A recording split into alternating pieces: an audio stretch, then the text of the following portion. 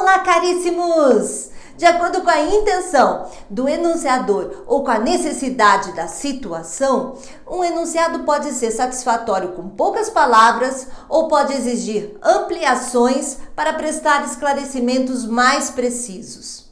Outro fator é que todos os seres que nos circundam diferenciam-se por algumas características que lhes são próprias ou circunstanciais. No plano da linguagem, distinguimos realidades distintas, atribuindo-lhes características específicas por meio dos adjetivos.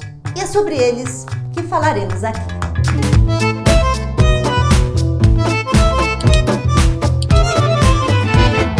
O que aconteceu com o marido esbelto, bonito e espirituoso com o qual casei há 20 anos? Então H não é o seu primeiro marido? Adjetivo é a palavra que caracteriza os seres. Na tirinha, esbelto, bonito e espirituoso. E o adjetivo refere-se sempre a um substantivo explícito ou subentendido na frase, com o qual concordem gênero e número. Na tirinha, os adjetivos referem-se ao substantivo marido. E o humor consiste justamente na pergunta feita no último quadrinho por Ed Sortudo, que não reconhece em H os atributos apontados por Elga. Às vezes, o papel do adjetivo pode ser desempenhado por mais de uma palavra, ou seja, por uma expressão formada por, no mínimo, uma preposição e um substantivo. Essa expressão é chamada de locução adjetiva, como, por exemplo, em amor de mãe. A locução adjetiva de mãe corresponde ao adjetivo materno. Ocorre também, com muita frequência, que o adjetivo tem uma conotação erudita contrastante com a conotação popular da locução. Por exemplo, eu posso dizer o olhar pueril sobre o mundo, ou ainda o olhar da criança sobre o mundo. O enunciado 2 é bem mais popular, expressivo e direto que o enunciado 1. Vale lembrar que nem toda locução adjetiva pode ser substituída por um adjetivo correspondente, como em a aula de história foi adiada. E também, alguns substantivos das locuções adjetivas podem não ter ligação com o adjetivo que os substitui, como em negócio da China, que corresponde ao negócio lucrativo.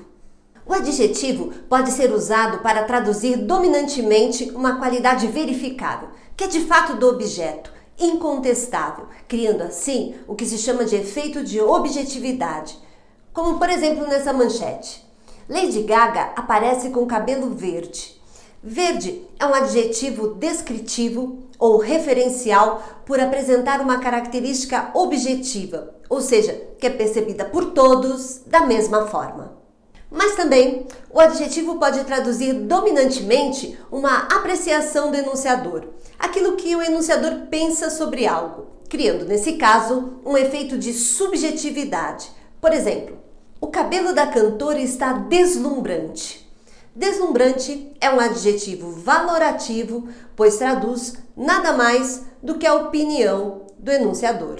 Quanto à colocação do adjetivo na frase, sua posição usual na língua portuguesa é depois do substantivo. Quando colocado antes do substantivo, o adjetivo pode ter seu sentido alterado, como em grande homem, com sentido de importante, e homem grande, com sentido de alto, ou ainda pobre homem, com sentido de infeliz, ou homem pobre, com sentido de sem dinheiro. Mas também ele pode traduzir um aspecto mais impressivo e subjetivo. Por exemplo, para chegar ao local, percorreu-se uma longa estrada.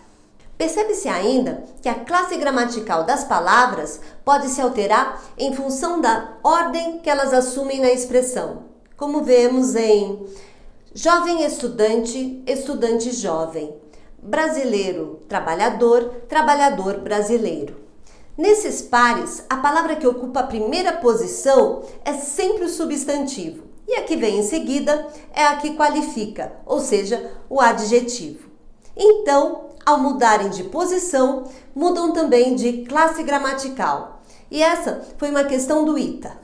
É inegável o valor expressivo dos adjetivos em descrições de lugares e na caracterização de pessoas e personagens, mas o que poucos falam é que isso acontece em vários gêneros textuais, não se limitando apenas aos do tipo narrativo. Muitas vezes, os adjetivos revelam a visão do enunciador sobre o objeto do seu discurso.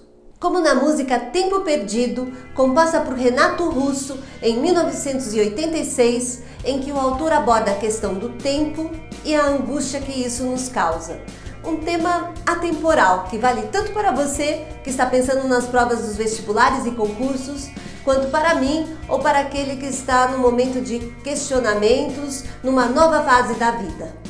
A música fala sobre a dualidade entre ter e não ter tempo, sobre acordar, dormir e não ter controle sobre ele. Fala também sobre ser jovem e não poder aproveitar a vida com mais significado por conta das condições que nos são impostas desde cedo. Nosso suor sagrado é bem mais belo que esse sangue amargo e tão sério e selvagem. Somos tão jovens. Um beijo e fique ligado no canal em que não há tempo perdido, porque aqui a gramática é sempre sem trauma.